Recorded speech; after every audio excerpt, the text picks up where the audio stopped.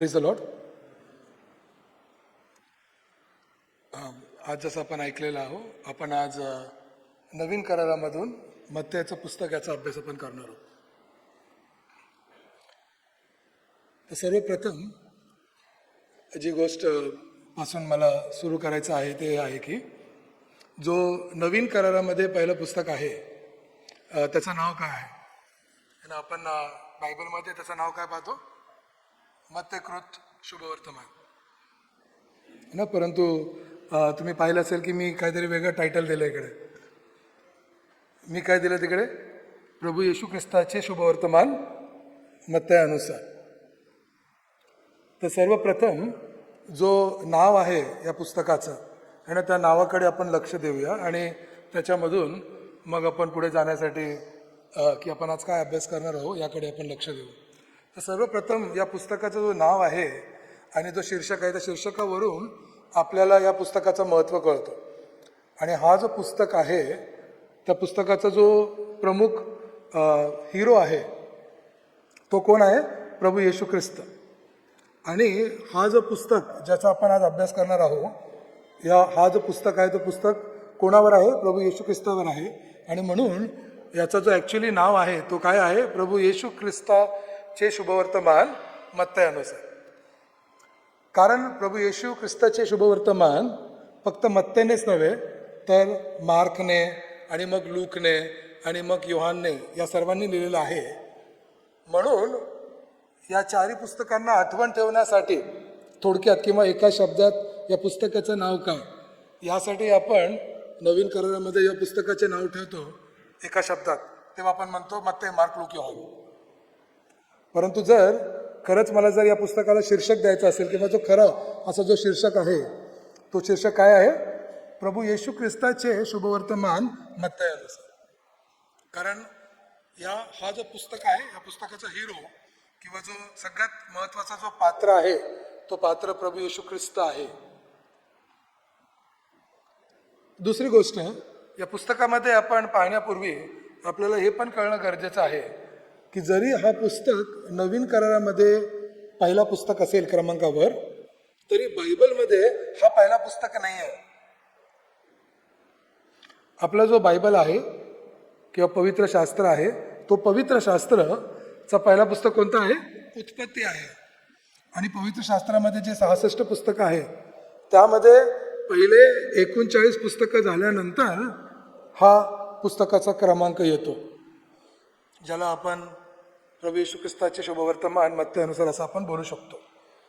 याचा अर्थ हे पण आहे की आपण वाचन करत असताना पहिले ते 39 पुस्तक वाचन झाल्यावर मग या पुस्तकाचं आगमन होतं.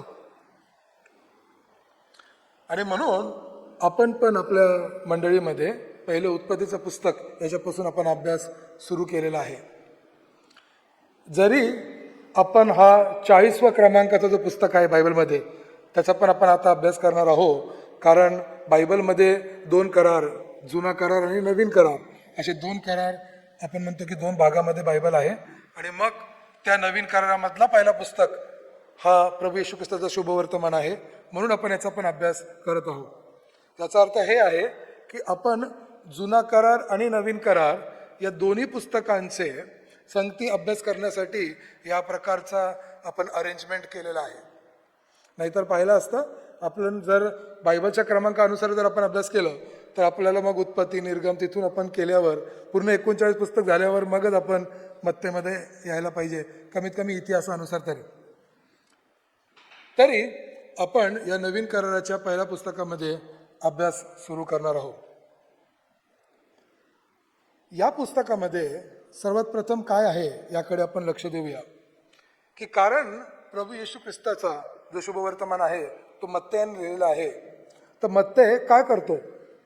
मत्थ्य उद्देशपूर्ण इथे एका विशेष पद्धतीने येशू ख्रिस्ताचे शुभवर्तमान प्रस्तुत करत आहे. आणि तो खूप विचारपूर्वक धार्मिक रीतीने आणि साहित्यिक निवडी करतो. प्रभावी प्रमुख विषयासह तो वाचकाला आपल्या कथेमध्ये आकर्षित करतो. मत्थ्य स्वतः येशू ख्रिस्तासोबत चालला होता आणि म्हणून मत्तय जो आहे तो जेव्हा येशू ख्रिस्ताची शुभवर्तमान एकत्रित आणतो तेव्हा तो काळजी घेतो की वाचकांना याच्यापासून काहीतरी आकर्षित विषय मिळला पाहिजे आणि एवढंच नव्हे तर त्यांच्या जीवनामध्ये याचा प्रभाव व्हायला पाहिजे. आणि हे विचार करूनच मत्तय काय करतो, या प्रकारचं पुस्तक लिहितो. जरी आपण म्हणतो की मत्तयने प्रभू येशू ख्रिस्ताचे शुभवर्तमान लिहिलेलं आहे, तरी मत्तय हा पवित्र आत्म्याने प्रेरित झालेला आहे हा पुस्तक लिहिण्यासाठी. आणि मत्तय स्वतः प्रभू येशू ख्रिस्ताच्या जीवनाचा साक्षी पण आहे. आणि म्हणून मत्तयाच्या पुस्तकाद्वारे आपल्याला खरोखर जो शुभवर्तमान आहे प्रभू येशू ख्रिस्ताचा त्याच्याविषयी खूप चांगला ज्ञान मिळतो. सर्वप्रथम आपण पाहतो की मत्तय जो आहे तो शास्त्र वाचनातील संदेशाचा क्रम काय आहे. मत्तय एक खूप विशेष रीतीने एक विषयगत आणि कथनात्मक रचना करतो. त्याच्यामध्ये आपल्याला एक लय मिळतो. मत्तय आपलं पुस्तक असंच नाही की तो काहीतरी लिहित आहे, तो एक खूप चांगलं लय, त्यामध्ये असणाऱ्या घटना व शिक्षण येशू ख्रिस्ताचं याच्यामध्ये एक लय निर्माण करतो. पहिले तो येशू ख्रिस्ताच्या जीवनामधील असणाऱ्या काही घटना सांगतो आणि मग त्या घटनानंतर झालेल्या येशू ख्रिस्ताचे शिक्षण सांगतो आणि परत मग त्या शिक्षणानुसार ज्या घटना झाल्यात ते सांगतो आणि मग परत त्या घटना झाल्यावर मग परत जे शिक्षण आहेत ते येतात. आणि यामुळे वाचकांना येशू ख्रिस्ताची कृती व सूचना यांच्यामध्ये एक लय निर्माण करून जाण्यासाठी अनुमती मिळते. तो असं करत नाही की पहिले येशू ख्रिस्ताचे एक शिक्षण एक वेगळा भाग करतो आणि मग येशू ख्रिस्ताच्या ज्या जीवनामधील घटना आहे त्याचा वेगळा भाग करतो. परंतु येशू ख्रिस्ताच्या जीवनामधील झालेल्या त्या सर्व घटना व त्यामध्ये असणाऱ्या पूर्ण शिक्षण त्या एका पाठीमागे एक तो खूप चांगल्या रीतीने त्याचा पुढे नेतो. यामुळे वाचकांना त्या शुभवर्तमान वाचत असताना त्याची समज व त्याच्या आपल्या जीवनामध्ये प्रयोग कसा केला पाहिजे याची समज वाढत जाते. याचे खूप चांगलं उदाहरण म्हणजे आपण पाहतो की येशू ख्रिस्ताचा जो पहिला शिक्षण मत्तय लिहितो ते आहे डोंगरावरील प्रवचन. मत्तय याचा 5वा अध्याय 6वा अध्याय व 7व्या अध्यायामध्ये. हे झाल्यावर मग मत्तय काय करतो, त्यामधील 8 आणि 9 अध्यायामध्ये येशू ख्रिस्ताने केलेले जे चमत्कार आहे या प्रवचनानंतर त्याच्याविषयी सांगतो. याचा अर्थ आहे की मत्तय काय करत आहे, शिक्षणानंतर ज्या अद्भुत कृती प्रभू येशू ख्रिस्ताने केलेली आहे त्याविषयी सुद्धा सांगतो. फक्त शिक्षण झाल्यावर परत दुसरं शिक्षण तिसरं शिक्षण असं तो करत नाही. यानंतर सर्वात महत्वाची गोष्ट जे मत्तय हे लिहित असताना करतो की तो एक वाक्प्रचार वापरतो आणि तो वाक्प्रचार म्हणजे ते पूर्ण व्हावे म्हणून. ते पूर्ण व्हावे म्हणून जुन्या करारातील भरपूरची भविष्यवाण्याची पूर्तता मत्तय दाखवतो की कशाप्रमाणे येशू ख्रिस्ताच्या जीवनामध्ये त्या पूर्ण झाल्या आहे. परंतु मत्तय जेव्हा त्या घटनांकडे पाहतो तेव्हा मत्तयाला कळतं की ज्या जुन्या करारातील भविष्यवाणी त्यांनी लहानपणापासून ऐकलेल्या आहेत तो प्रत्यक्षित येशू ख्रिस्ताच्या जीवनामध्ये होत असताना पाहतो. आणि त्याला कळतं की त्या घटना होत असताना त्या जुन्या करारातील घटना, ज्या जुन्या करारातील भविष्यवाणी ते प्रात्यक्षिक त्याच्यासमोर होत आहेत आणि त्या जुन्या काळातील भविष्यवाणी व्हावे म्हणून पुष्कळशा गोष्टी येशू ख्रिस्ताने केलेल्या आहेत. आता येशू ख्रिस्त पुष्कळशा गोष्टी आपल्या इच्छेप्रमाणे आपल्या तरीकेने वेगळ्या पद्धतीने सुद्धा करू शकला असता. पुष्कळदा असं होतं की आपल्याला एखादी गोष्ट सांगण्यात येते की तुम्ही ही गोष्ट अशाप्रमाणे करा, तर आपण विचार करतो की ही गोष्ट अशाप्रमाणेच करायची गरज आहे का. आणि मानवी बुद्धी अशी असते की आपण जी पद्धत आपल्याला सांगण्यात आलेली आहे त्या पद्धतीच्या विरुद्ध दिशेने आपण जायचा प्रयत्न करतो. परंतु येशू ख्रिस्ताच्या जीवनामध्ये आपण असं पाहतो की येशू ख्रिस्ताला सुद्धा जुन्या काळातील सर्व भविष्यवाणी जे त्याच्याविषयी आहे हे माहीत आहे. आणि असं असताना येशू ख्रिस्त पण आपल्या जीवनामधील होणाऱ्या घटना त्या भविष्यवाणी अनुसार पूर्ण करून घेतो आणि त्याच पद्धतीने करतो ज्याप्रमाणे जुन्या करारामध्ये त्या गोष्टी देण्यात आलेल्या आहे. आणि म्हणून येशूचे जीवन जुन्या करारातील वचने व भविष्यवाण्या पूर्ण करते. ही गोष्ट मत्तय स्वतः साक्षी रूपाने पाहतो व आपलं शुभवर्तमान आखत असताना, लिहित असताना तो या गोष्टीची काळजी घेतो की ते त्याप्रमाणेच लिहिण्यात यायला पाहिजे आणि तो खूप चांगल्या रीतीने त्याची प्रस्तुतीकरण करतो. ज्या घटनांचे क्रम येशूला वचन दिलेल्या मसीहा म्हणून अधोरेखित मत्ते करत आहे की पुष्कळसे जे वचन आहेत जुन्या करारामध्ये ते सिद्ध करतात की जो मसीहा येणार आहे, जो ख्रिस्त येणार आहे, तो कसा वागणार आहे. आणि येशू ख्रिस्ताचं जीवन, तो येणारा मसीहा जो जुन्या करारामध्ये देण्यात आलेला आहे, तो कसा येशूच्या जीवनाद्वारे सिद्ध होतो ते खूप चांगल्या रीतीने घटनांच्या क्रमांकाने मत्ते सिद्ध करतो. पुढे आपण पाहतो की मत्ते येशू ख्रिस्ताची जीवनाची व सेवेची प्रगती एका विशिष्ट क्रमांकाने आपल्याला दाखवत आहे. येशूचा जन्म दाखवल्यानंतर तो येशू प्रौढ झाल्यावर येशूचा बाप्तिस्मा व मग येशूला जसं सैतान घेऊन जाऊन त्याची परीक्षा घेतो आणि मग येशूचे शिक्षण, येशूचे वेगवेगळ्या प्रकारचे जे चमत्कार आहेत त्याविषयी तो दाखवतो. येशूच्या विरुद्ध जे शिक्षक आणि अन्य धर्म शिकवणारे लोक त्याच्या विरुद्ध येतात त्याविषयी तो सांगतो. आणि त्याच्यानंतर आपण पाहतो की मग येशूचं जे दुःख सहन, त्याचा मृत्यू व त्याचं पुनरुत्थान, हे सर्व घटना तो सांगत असताना तो हे पण पाहतो की जसं येशूच्या जीवनाचा शेवट येत आहे तसंच येशूच्या मुक्ती करायचं जो कार्य आहे त्यामध्ये असणारा वाढता जो ताण आहे आणि येशू कशा प्रकारे त्या सर्व ताणावर विजय मिळवतो, या सर्व गोष्टी मग ते खूप चांगल्या रीतीने दाखवत आहे. येशूच्या जीवनामध्ये असणाऱ्या दोन मुख्य शिक्षण याकडे मग ते खूप चांगल्या रीतीने लक्ष देतो. देवाच्या राज्याची मूल्य, तत्व, अपेक्षा हे काय आहेत हे येशूच्या शिक्षणातून आपल्याला कळतं. आणि मग जे दोन मुख्य विषय ज्याविषयी येशू ख्रिस्त शिकवत आहे ते आहे शिष्यत्व आणि स्वर्गाचे राज्य.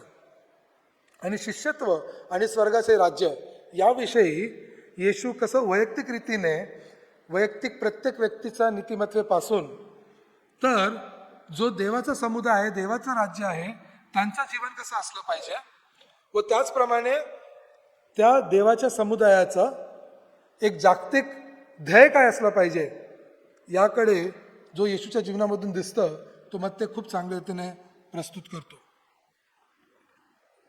शेवटी आपण पाहतो की एक उत्तम शेवट येशूच्या या पृथ्वीवरच्या जीवनाचा ही आहे की येशू एक महान आज्ञा देतो आणि त्या महान आज्ञामध्ये येशू काय करतो, या सर्व विषयांना जोडून आणतो जे त्याने आपल्या संपूर्ण जीवनामध्ये शिकवलेलं आहे. येशू एक राजा म्हणून, स्वर्गाचे राज्य त्याच्या हातामध्ये आहे हे म्हणून, आणि शिष्यत्व आणि येशूचं ध्येय, हे सर्व गोष्टी या महान आज्ञामध्ये जे मत्ते 28:18-20 मध्ये येशू ख्रिस्त शेवटी देतो हे मत्ते खूप चांगलीतेने प्रस्तुत करत आहे. आणि याद्वारे आपल्या शुभवर्तमानाद्वारे मत्ते हे पण सिद्ध करतो की जो ख्रिस्ताचं कार्य होतं ते फक्त इस्रायल राष्ट्रासाठी नव्हता तर या संपूर्ण जगासाठी होता. येशू जो राजा आहे तो फक्त इस्रायल लोकांसाठी नाही आहे, परंतु येशू हे संपूर्ण जगाचा राजा आहे. येशू जो या पृथ्वीवर आला तो फक्त इस्रायल लोकांसाठी आला नाही, तर येशू या जगातल्या प्रत्येक माणसासाठी आला आहे. यानंतर आपण मत्तेची एक थोडक्यात रूपरेखा पाहूया.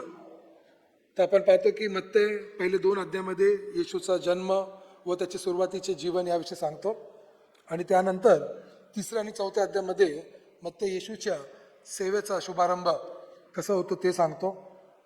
यानंतर आपण पाहतो की येशूचं पहिले शिक्षण जो डोंगरावरील प्रवचन आहे जिथे तो देवाच्या राज्याचे नीतिमत्वाविषयी शिकवतो. यानंतर 8 आणि 9 अध्यायामध्ये तो चमत्कारांद्वारे येशूच्या अधिकाराचे प्रदर्शन होते की येशू खरंच राजा आहे, येशू खरंच देव आहे, याविषयी आपल्याला प्रस्तुत करतो.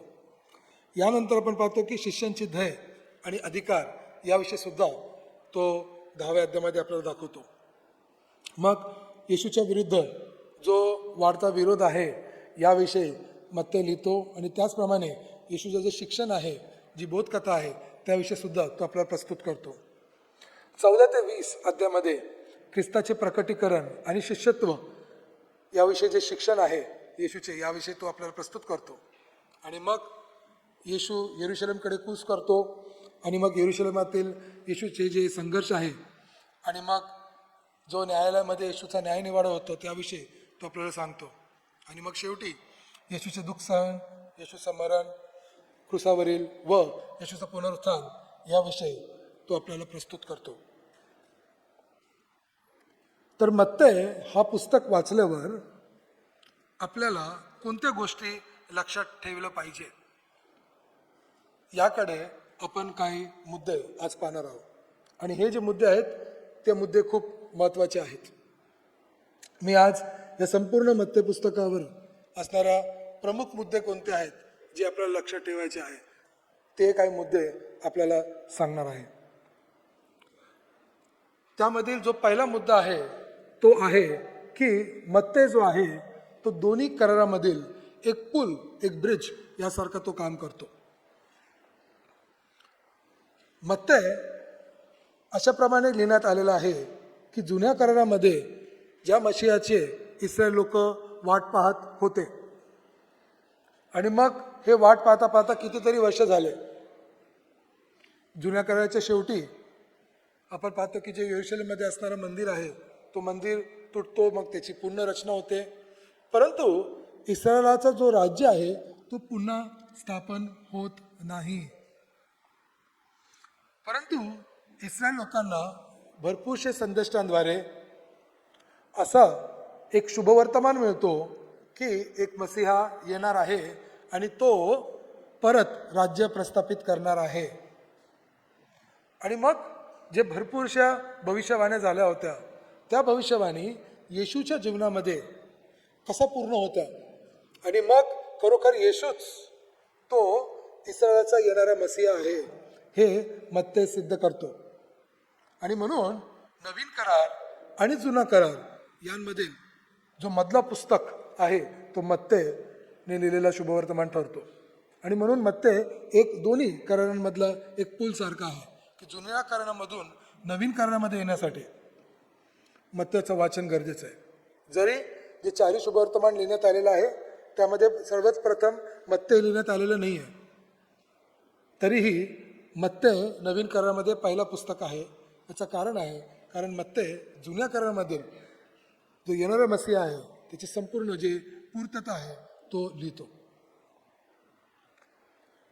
मत्तेचे जे लक्षित प्रेक्षक आहेत ते पण खूप महत्त्वाचे आहेत की मत्ते हे विशेष करून यहुदी धर्मातील लोक ज्यांनी येशूला मसीहा म्हणून स्वीकार केलेला आहे त्यांच्यासाठी लिहिण्यात आलेलं आहे. भरपूरसे जे यहुदी लोक होते ज्यांना सुवार्ता कळाली, त्यांना शुभवर्तमान कळालं आणि मग त्यांनी विश्वास ठेवला की हो खरोखर येशूच आहे तो खरा मसीहा. परंतु त्यांना साक्ष देण्यासाठी काही ना काही त्यांच्याकडे सुद्धा प्रूफ पाहिजे. आणि मग तो प्रूफ पूर्ण होण्यासाठी तो प्रत्येक ख्रिस्ती लोकांकडे, विशेष करून जे यहुदीमधून ख्रिस्ती झालेले आहेत त्यांच्याकडे तो प्रूफ असावा आणि मग इतर यहुदी लोकांना सुद्धा हे कळावं यासाठी हा मत्तेचा शुभवर्तमान विशेष करून लिहिण्यात आलेला आहे. परंतु त्याचप्रमाणे येशू फक्त यहुद्यांचाच नव्हे तर संपूर्ण जगाचा राजा आहे. आणि हे यहुदी लोकांना कळावं की येशू जो आता इस्रायलचा तर राजा आहे परंतु यहुदी लोकांनी फक्त तो येशूला आपल्याकडेच ठेवू नये, परंतु हा जो शुभवर्तमान आहे इतरांना सुद्धा सांगावं. हे गोष्टी सुद्धा काळजी घेऊन मत्ते आपल्या शुभवर्तमानामध्ये तर संपूर्ण गोष्टी लक्षपूर्वक लिहितो जे येशूने या सर्व गोष्टी सांगितलेल्या आहेत. तिसरी गोष्ट जे आपण मत्तेच्या पुस्तकामधून पाहिलं पाहिजे ते म्हणजे मत्ते परत परत आपल्याला दाखवतो की ज्याप्रमाणे मोशेने नियमशास्त्र दिला, ज्याप्रमाणे मोशेची निवड झाली होती इस्रायलच्या लोकांना एका बंधनातून, मिस्र देशाच्या बंधनातून सुटका करून त्यांना वायदा केलेल्या नवीन देशामध्ये घेऊन येण्यासाठी, त्याचप्रमाणे येशू ख्रिस्ताची निवड झालेली आहे आपल्याला नियमशास्त्राचा खरा अर्थ काय आहे तेच देण्यासाठी. आणि त्याचप्रमाणे येशू ख्रिस्ताची निवड झालेली आहे की आपल्याला या जगामधील असणाऱ्या पापाच्या बंधनातून सुटका करून देवाच्या राज्यामध्ये आणण्यासाठी. आणि म्हणून आता लोकांनी फक्त मोशेच्या लिखाणाकडेच लक्ष देऊ नये, तर जो येशू ख्रिस्ताचं जे शिक्षण आहे त्याकडे सुद्धा लक्ष दिलं पाहिजे. कारण ही खूप मोठी समस्या होती जेव्हा येशू ख्रिस्त शिक्षण देत होते. आणि त्या काळचे शिक्षक हाच प्रश्न विचारत होते की आमच्याकडे तर मोशेचा ग्रंथ आहे, तर मग तू जे शिकवतोस आम्ही त्याच्याकडे का लक्ष द्यावं. आणि मत्तय येशूने दिलेल्या त्या सर्व उत्तरांचा खूप चांगल्या रीतीने आपल्या शुभवर्तमानामध्ये प्रस्तुती करतो. आणि म्हणून येशूला नवीन करारामध्ये एक नवीन मोशे सारखा तो प्रस्तुत करतो. चौथी गोष्ट जे आपण मत्तयाच्या शुभवर्तमानामध्ये पाहतो ते आहे म्हणजे तो विषय आहे स्वर्गाचे राज्य. जे यहुदी लोक होते ते देवाचं नाव घेत नसत. यहुदी लोक देवाचं नाव घेत नसत कारण त्यांना वाटायचं की आमच्या मुखातून भरपूर पाप होतो आणि म्हणून आमच्या मुखाची ती लायकी नाही आहे की आपण देवाचं नाव घ्यावं. आणि मत्ते सुद्धा एक यहुदी आहे, परंतु तो यहुदी लोकांना लिहित असताना या गोष्टीची काळजी घेतो की त्यांना देवाच्या राज्याविषयी कळावं. परंतु येशू या विषयाविषयी भरपूरदा बोलतो, देवाच्या राज्याविषयी. आणि देव हा नाव सुद्धा येशू पुष्कळदा घेतो. परंतु हे घेत असताना देवाचं नाव आपण व्यर्थ घेऊ नये ही आज्ञा पण आहे. येशू तर देवाचं नाव व्यर्थ घेत नाही, परंतु त्याचे शुभवर्तमानाचे जे वाचक आहे त्यांनी देवाचं नाव व्यर्थ रीतीने घेऊ नये. यहुदी लोकांमध्ये जेव्हा पण त्यांना शपथ घ्यायचं असेल, शपथ तर नाही का आपण एकदम म्हणतो ना देवाची शपथ, तर यहुदी लोक तसं देवाची शपथ नाही घ्यायचे. ते काय म्हणायचे, स्वर्गाची शपथ किंवा देवाच्या त्या सिंहासनाची शपथ. परंतु देवाची शपथ नाही घ्यायचं, कारण त्यांना माहिती आहे जर आपली जी शपथ आपण घेतो ते 1% पण चुकीचं झालं तर तो देवाचा अपमान होईल. आणि म्हणून असं होऊ नये त्यासाठीच फक्त देवाच्या राज्य या शब्दाऐवजी आपण पाहतो की मत्ते काय करत आहे तिकडे स्वर्गाच्या राज्य. कारण यहुदी लोकांना माहिती आहे की स्वर्ग जो आहे तो देवाचा निवासस्थान आहे असा त्यांचा विश्वास आहे. आणि स्वर्ग जो आहे तिथं पवित्र स्थान आहे.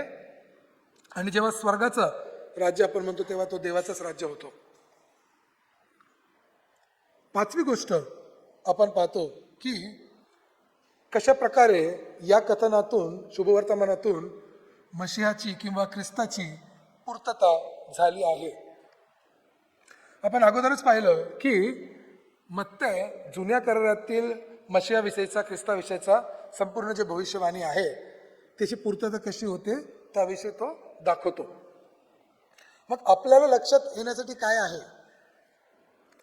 की येशू ख्रिस्त तर इस्रायल लोकांना सांगण्यात आलेला जो मसिहा होता किंवा ख्रिस्त होता त्या ख्रिस्ताच्या आगमनासाठी ते वाट पाहत होते. परंतु हेच वचन आपण जी येशूची मंडळी आहोत आपल्यासाठी सुद्धा आहे.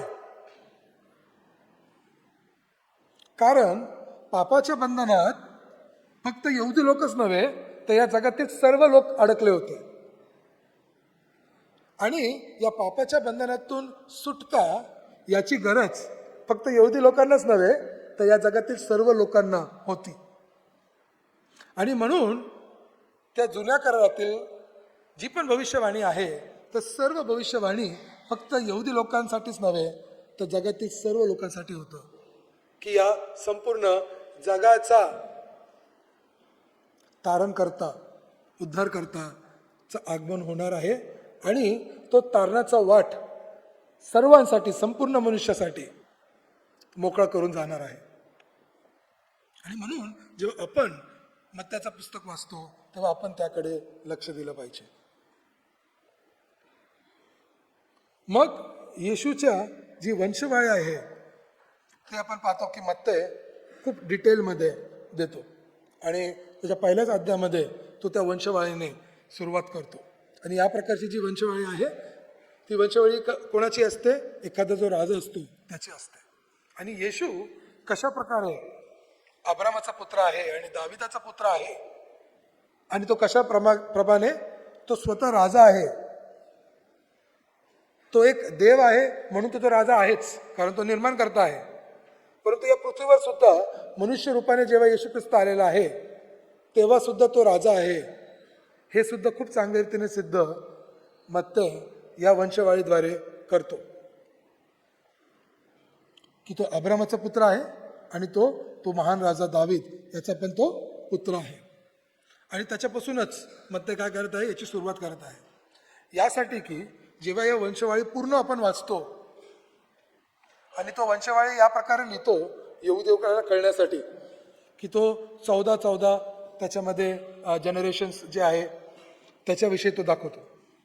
आणि हे जे 14 आहे त्याचं पण काही लोक त्या नंबर काढून यहुदी लोक त्याच्यापासून पण नाव काढतात आणि तो नाव पण दावीद असं नाव निघतो. परंतु या सर्व गोष्टी जे मत्तैने केले खूप काळजीपूर्वक केल्या. मत्तै हा जो हिशोब आहे तो हिशोब ठेवण्यामध्ये खूप चांगला आहे आणि याचा हिशोब तो खूप चांगल्या रीतीने आपल्याला सुद्धा प्रस्तुत करतो. पुढे आपण पाहतो की मत्तै स्वतः कोण आहे. मी सांगितलं की मत्तै खूप चांगला हिशोब ठेवत आहे. मत्तैला हिशोब ठेवण्यासाठी त्याच्यामध्ये स्वतःमध्ये 2 खूप चांगले गुणधर्म होते. पहिली गोष्ट तर त्याचा जो जन्म आहे तो त्या लेवी वंशामध्ये, त्याचं नावच लेवी होता. आणि मत्तै स्वतः एक जकातदार पण होता. तर ही जे 2 खूप चांगले त्याच्यामध्ये गुणधर्म आहे याच्यामुळे मत्तै खूप चांगला आहे की त्याला चांगला हिशोब ठेवायसाठी त्याला चांगलं होतं. हिशोब ठेवण्यासाठी त्याला सोपं होतं. आणि म्हणून तो हिशोब अशाप्रमाणे ठेवतो की मत्तैचं जो शुभवर्तमान आहे त्याची रचना तो खूप चांगल्या रीतीने करू शकतो. यानंतर आपण असं पण पाहतो की आजकालचे जे तज्ज्ञ आहेत जे पवित्र शास्त्राचा अभ्यास करतात यापैकी पुष्कळ जे तज्ज्ञ आहेत ज्यांचा विश्वास पूर्ण रीतीने पवित्र शास्त्रावर नसेल ते म्हणतात की मत्तैचं जे पुस्तक आहे ते मंदिराचा नाश झाल्यानंतर लिहिण्यात आलेलं आहे. आणि जो यरूशलेममध्ये मंदिर त्याचा नाश झाला होता तो 70 इसवी सन याकडे झाला होता. आणि प्रभू येशू याची भविष्यवाणी एक 40 वर्ष अगोदरच करून ठेवतो की याप्रमाणे यरूशलेममध्ये असणाऱ्या मंदिराचा काय होणार आहे? नाश होणार आहे. काही लोकांचं असं म्हणणं आहे की नाही इतका कसं काय प्रभू येशू एक्झॅक्ट वर्डिंगने सांगू शकतो की या मंदिराचा नाश झालेला आहे. आणि म्हणून ते काय करतात असं लिहून सांगतात की नाही मत्तैने ही गोष्ट 70 नंतर लिहिण्यात आला असेल किंवा मत्तैने नव्हे तर येशूच्या इतर शिष्यांनी ते नंतर लिहिलं असेल मत्तैच्या पुस्तकामध्ये. परंतु हे चुकीचं आहे. मत्तैने स्वतः हे संपूर्ण पुस्तक लिहिलेलं आहे आणि जवळपास एक 50 ते 60 इसवी सन या काळामध्येच त्यांनी हा पुस्तक लिहिलेला आहे. आणि येशूने केलेल्या अचूक जी भविष्यवाणी आहे याविषयी त्याला आठवण पण आहे. पवित्र आत्म्याची प्रेरणाने तो सर्व गोष्टी आठवण ठेवून ते खूप अचूक रीतीने तो लिहितो. आणि ही गोष्ट आपल्यासाठी सुद्धा खूप चांगलं आहे की प्रभू येशूने जुन्या करारातील भविष्यवाणी आहे ते तर पूर्ण केलेच, परंतु आपल्या जीवनाद्वारे आपल्या जीवनामधून सुद्धा त्यांनी भरपूर भविष्यवाणी केल्या होत्या. आणि त्यापैकी पुष्कळशा भविष्यवाणी पूर्ण झालेल्या आहेत. याचा अर्थ असं पण आहे की इतर जे प्रभू येशूने भविष्यवाणी केलेल्या आहेत आणि त्या मत्तैकृत शुभवर्तमानामध्ये नमूद आहेत त्या पण पूर्ण होणारच. आणि म्हणून आपण ते वाचत असताना मत्तैकृत शुभवर्तमान जेव्हा पण आपण एखादी भविष्यवाणी त्याच्यामधून ऐकतो तेव्हा आपण त्याचा शोध केला पाहिजे की कोणती भविष्यवाणी झालेली आहे ऑलरेडी आणि कोणती होणार आहे. आणि मत्तैच्या पुस्तकातून आपण ही अपेक्षा ठेवली पाहिजे प्रार्थनापूर्वक की प्रभू आम्ही या भविष्यवाणी पाहण्यासाठी उत्सुक आहोत. जर आपल्या जीवनामध्ये आपण या पृथ्वीवर जिवंत असेपर्यंत जर आपल्याला ते भविष्यवाणी पूर्ण होताना दिसेल तर चांगली गोष्ट आहे. अजून आपण पाहतो की मत्ते खूप अद्वितीय बोधकथा किंवा दाखले तो आपल्या याच्यामधून दाखवतो. प्रभू येशू ख्रिस्त शिक्षण देत असताना प्रभू येशू ख्रिस्ताने पुष्कळशे दाखले वापरले होते आणि मत्तेला सुद्धा पुष्कळशे दाखले आठवण आहेत आणि पवित्र आत्म्याच्या प्रेरणेने त्या गोष्टी आठवण करून तो खूप चांगल्या रीतीने आपल्याला त्या दाखल्या देतो. एक शिक्षण जो माझा खूप आवडता आहे आणि आपण पुष्कळ वेळेस त्या विषय ऐकतो ते आहे 10 कुमारिकेचा. आणि प्रभू येशू परत जो येणार आहे त्याची भविष्यवाणी करत असताना तो 10 कुमारीचा दाखला याद्वारे तो खूप चांगलं शिक्षण देतो. जर या संपूर्ण मत्तेमध्ये जर तुम्ही मला विचारलं की तुमचा कोणता फेवरेट याच्यामध्ये पॅसेज आहे, कारण पुष्कळ लोकांना असा प्रश्न विचारायला खूप आवडतं की मत्तेमध्ये तुम्हाला कोणता शास्त्रभाग आवडतो, तर मी म्हणेल की मत्ते याच्या 25व्या अध्यायामध्ये जो 10 कुमारिकेचा जो दाखला आहे तो माझा फेवरेट आहे. कारण त्यामधून पुष्कळशा गोष्टी आपल्याला कळतात आणि त्यासाठी एक पूर्ण वेगळा संदेश 1 तासाचा आपण करू शकतो है ना. आणि आपण पुष्कळदा ते ऐकले पण आहे. परंतु त्या 10 कुमारिकेच्या संदेशाद्वारे आपल्याला ठामपणे कळतो की येशू नक्की येणार आहे आणि येशूची इच्छा आहे आणि मत्तेला ते खूप स्पष्टपणे कळलेलं आहे आणि ती इच्छा आपल्यापर्यंत पोहोचलेली आहे की आपण येशूच्या येण्याची वाट पाहिली पाहिजे. येशूच्या येण्याची आपण वाट पाहिली पाहिजे. आपण आपलं जीवन असं नाही ठेवलं पाहिजे की ठीक आहे येशू तर येणार आहे, तो कधीतरी येईल, भरपूर वेळ राहिलेला आहे, माझ्याकडे भरपूर वेळ आहे तयारी करण्यासाठी, है ना. तसं आपल्याला माहिती आहे की शाळेत शिकत असताना किंवा कॉलेजमध्ये शिकत असताना आपल्याला परीक्षेची वेळ माहीत असते आणि परीक्षेची वेळ माहीत असते म्हणजे मग आपण काय करतो, परीक्षेला वेळ आहे, माझ्याकडे भरपूर वेळ आहे तयारी करण्यासाठी, मी नंतर करणार. आणि समजा की तुम्ही शाळेत गेले आणि तुम्हाला सांगण्यात आलं की आज परीक्षा आहे, चला परीक्षा द्या,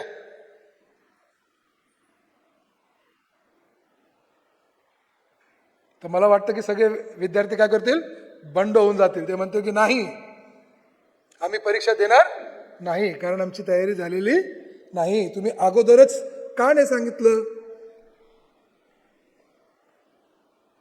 परंतु जर अगोदरच सांगण्यात आलेलं आहे की परीक्षा कधीही होईल, रोज तयारी करून या, तर मग काय करणार, आपण रोज तयारी करून जाणार ना शाळेत, कारण परीक्षा कधीही होणार, तर मग आपली तयारी असली पाहिजे.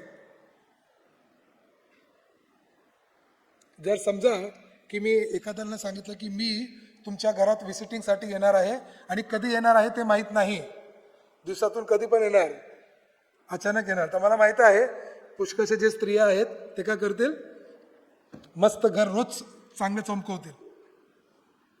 का त्यांना वाटेल, कारण आता हे कधी पण येतील है ना, तर मग पसारा वगैरे नसलं पाहिजे, त्यांच्या आगमनासाठी आपण तयारी ठेवली पाहिजे. आणि त्याचप्रमाणे या 10 कुमारिकेच्या दाखल्यापासून आपल्याला कळतं की येशू ख्रिस्त कधीही येऊ शकतो. आपण आपलं जीवन अशा प्रकारे जगतो की जस काय तुम्ही शर्यतच लावत आहात. आम्ही ठामपणे सांगतो की येशू नाही येणार आज, अशा प्रकारे आपण आपलं जीवन जगतो. परंतु मत्ते ची भाषा जेव्हा तुम्ही जवळून वाचत असताना तुम्ही ऐकाल तर तुम्हाला कळेल की मत्ते सांगत आहे की येशू कधीही येऊ शकतो, आपण तयारी करून ठेवलीच पाहिजे येशूच्या आगमनाची. आणि म्हणून मत्तेचं पुस्तक जेव्हा आपण वाचतो तेव्हा तो येशूच्या येण्याची तयारीचं जो गांभीर्य आहे ते आपल्या जीवनामध्ये सतत असलं पाहिजे हे आपल्याला कळतं. आणि म्हणून मत्तेचं शुभवर्तमान याची आठवण करायची तर मी तर म्हणेल की तुम्ही नेहमी 10 कुमारिकेचा जो दाखला आहे त्याकडे तुम्ही लक्ष दिलंच पाहिजे. तो मला वाटतं की सगळ्यात महत्त्वाचं तर भरपूर आहेत, परंतु माझ्यासाठी तो सर्वात महत्त्वाचा आहे मत्ते शुभवर्तमानामध्ये, की आपली तयारी येशूच्या आगमनासाठी आजसुद्धा आत्तासुद्धा असलीच पाहिजे. त्याचप्रमाणे मत्ते खूप चांगल्या रीतीने स्पष्ट करतो की येशूने कशा प्रकारे आपल्या शिष्यांना सांगितलं की तुम्ही शिष्य बनवा. आणि हे एक मात्र आज्ञा आहे, शिष्य बनवा. त्या शिष्य बनवण्यासाठी आपल्याला जावं लागेल, इतरांना सुवार्ता गाजवावा लागेल. जे सुवार्ता स्वीकार करतील त्यांना मंडळीचा भाग होण्यासाठी, ख्रिस्ताच्या शरीरामध्ये येण्यासाठी त्यांना बाप्तिस्मा द्यावा लागेल. आणि मग त्या शिष्यत्वामध्ये त्यांनी वाढत जावं आणि येशूच्या येण्याच्या वेळेस त्यांनी निष्पाप असावा याची तयारी करण्यासाठी त्यांना पवित्र शास्त्रामधून शिकत असावं. यासाठी जो महान आज्ञा येशू ख्रिस्ताने दिलेली आहे त्याविषयी मत्तय आपल्याला खूप चांगल्यारीतीने शिकवतो. जर मत्तयचा पूर्ण या शुभवर्तमानाकडे आपण लक्ष दिलं तर आपल्याला कळतं की मत्तयचा खूप जास्त जो जोर आहे तो शिष्यत्वाकडे आणि आज्ञापालन याविषयी आहे, की आपण येशू ख्रिस्ताचे कशा प्रकारे शिष्य व्हावे व आपण देवाची जी आज्ञा जे ख्रिस्ताने सुद्धा आपल्या जीवनाद्वारे आणि आपल्या शिक्षणाद्वारे आपल्याला दिलेलं आहे त्याचं आज्ञापालन करणं किती महत्त्वाचं आहे याच्यावर खूप जोर देऊन अधोरेखित करून मत्तय आपल्या शुभवर्तमानामध्ये तो आपल्याला प्रस्तुत करतो. पुढे आपण हे पण पाहतो की येशू ख्रिस्ताचा जो जीवन होता त्यामध्ये पुष्कळसे संघर्ष पण होते आणि पूर्तता पण होती. आणि येशू ख्रिस्ताच्या जीवनातील जे संघर्ष होते त्याला तो लपवत नाही. मत्तय असं म्हणत नाही की येशू ख्रिस्त जेव्हा सेवा करत होता, या जगामध्ये राहत होता, वचनानुसार चालत होता, तेव्हा त्याच्या जीवनामध्ये कोणते संघर्ष नव्हते. आणि हे तो प्रस्तुत करून जे येशूचे शिष्य होतात त्यांच्यासाठी एक आव्हान पण तो निर्माण करतो की येशू ख्रिस्ताच्या प्रत्येक शिष्याला सुद्धा येशूप्रमाणेच त्या संघर्षामधून जावं लागेल. संघर्ष जीवनातून निघून जाणार नाही, परंतु येशू सारखाच आपण त्या संपूर्ण प्रत्येक संघर्षावर जय प्राप्त करू शकतो. प्रत्येक संघर्षावर आपण जय प्राप्त करू शकतो, त्याला सामोरे जाऊ शकतो आणि त्याच्यावर विजय सुद्धा प्राप्त करू शकतो. येशूने क्रूसावर जो पापाचा संघर्ष होता है ना, मनुष्याचा संघर्ष आहे, त्याच्यावर येशू स्वतः मनुष्य बनून त्या पापाला त्या क्रूसावर हरवून टाकतो. आणि त्याच्याच त्या रक्त सांडण्याने, त्याच्याच त्या रक्ताच्या सामर्थ्याने आपल्याला सुद्धा प्रत्येक संघर्षावर आणि विशेष करून या जगामधील असलेल्या सैतान, दुष्ट आत्मे व पाप यांच्याद्वारे जो संघर्ष निर्माण होतो त्या प्रत्येक संघर्षावर आपण जय प्राप्त करू शकतो. हे मत्तयच्या शुभवर्तमानामधून आपल्याला खूप चांगल्यारीतीने कळतं. जुन्या करारामध्ये तो जो येणारा मसीहा आहे आणि त्याची पूर्तता मत्तय सांगतच, मत्तय आपल्याला सांगतोच, परंतु त्याचप्रमाणे आपल्या संपूर्ण शुभवर्तमानामध्ये जसा प्रभू येशू ख्रिस्तच त्याच्यावरच पूर्ण फोकस तो आपला ठेवतो आणि हा फोकस कधीच निघून जात नाही. जर आपण हा शुभवर्तमान पाहिला तर आपल्याला स्पष्टरीतीने कळतो की हिरो या शुभवर्तमानामध्ये एकच आहे आणि तो कोण आहे? प्रभू येशू ख्रिस्त. एक मात्र हिरो आहे आणि प्रत्येक ती घटना आहे, प्रत्येक घटनेमधून तो हिरो सिद्ध होतो. मत्तयची जी रचना आहे त्या रचनेकडे सुद्धा आपलं लक्ष देणं खूप गरजेचं आहे. जर मत्तयाने दिलेलं एक एक शिक्षण पण आपण पाहिलं तर शिक्षणाची पण एक एक रचना जी आहे, एक बरोबर एक पायरी, मग दुसरी पायरी, मग तिसरी पायरी, मग चौथी पायरी, अशा खूप प्रॉपर स्टेप पायऱ्या आपल्याला दिसतात मत्तयाच्या शिक्षणामध्ये. आणि जेव्हा आपण मत्तयाचं पुस्तक वाचणार तेव्हा त्या पूर्ण पायऱ्या आपल्याला दिसतो आणि या पायऱ्यांमध्ये देवाची जी इच्छा आहे ती इच्छा खूप चांगल्या रीतीने स्पष्ट होते. मत्तय 5चं जर आपण उदाहरण घेतलं आणि जे धन्यतेचे वचन आपण ऐकले तर ते खूप चांगल्या पायऱ्या आपल्यासाठी होतात एक शिष्य बनण्यासाठी. आणि त्याचप्रमाणे भरपूरशे असे पायऱ्या आपण पाहतो खूप चांगल्या रीतीने मत्तय प्रस्तुत करतो. येशू ख्रिस्ताचे जे महत्कृत्य आहेत, जो जो चिन्ह चमत्कार करतो त्यावर सुद्धा मत्ते भरपूर भर घालतो. मत्तेचं पुस्तक हे खूप असं लहान असं पुस्तक नाही आहे, खूप मोठं पुस्तक आहे.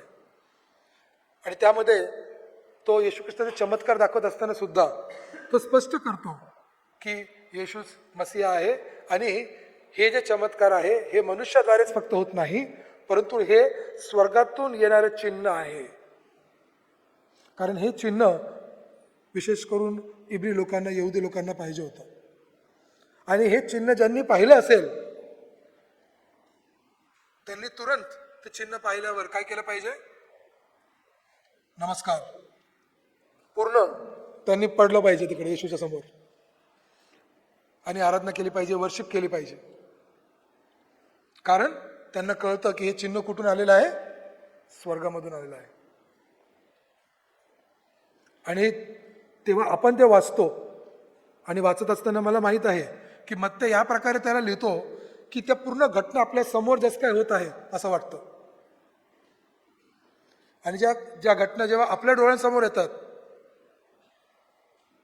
तेव्हा आपण पण घुटण्यावर यायला पाहिजे, आपण नतमस्तक केलं पाहिजे, है ना आपण म्हणतो, आणि त्या देवाची आराधना केली पाहिजे. मत्ते फक्त येशूच्या जो आगमन आहे, तो या पृथ्वीवरील जीवन जगतो याच्याविषयीच फक्त सांगत नाही, परंतु येशू ख्रिस्ताने जो येणारा शेवटचा काळ आहे त्याविषयी जो शिक्षण दिलेलं आहे त्याकडे सुद्धा आपल्याला परत परत घेऊन जातो. मत्तेचा 24वा अध्याय आणि 25व्या अध्यायामध्ये तो विशेष करून तो सांगतोच. परंतु संपूर्ण जेव्हा आपण वाचत जातो मत्तेचं शुभवर्तमान, तिथे आपल्याला कळतो की तो आपल्याला एक डोळा नेहमी येशू परत येणार आहे आणि शेवटच्या काळी काय काय होणार आहे याकडे तो आपला दृष्टिकोन घेऊन जातो. आणि म्हणून तो शेवटच्या काळाचा जो अभ्यास आहे त्यावर मत्ते नियमितपणे भर देतो. मत्तेचं जो शुभवर्तमान आहे हे विशेष करून आपल्या मंडळीसाठी सुद्धा खूप महत्वाची आहे.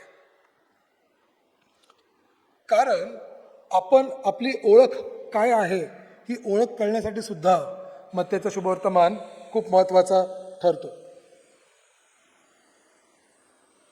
आपली ओळख काय आहे ख्रिस्तामध्ये हे कळणं खूप गरजेचं आहे आणि ही ओळख मत्तेच्या शुभवर्तमानामधून खूप स्पष्ट होतो.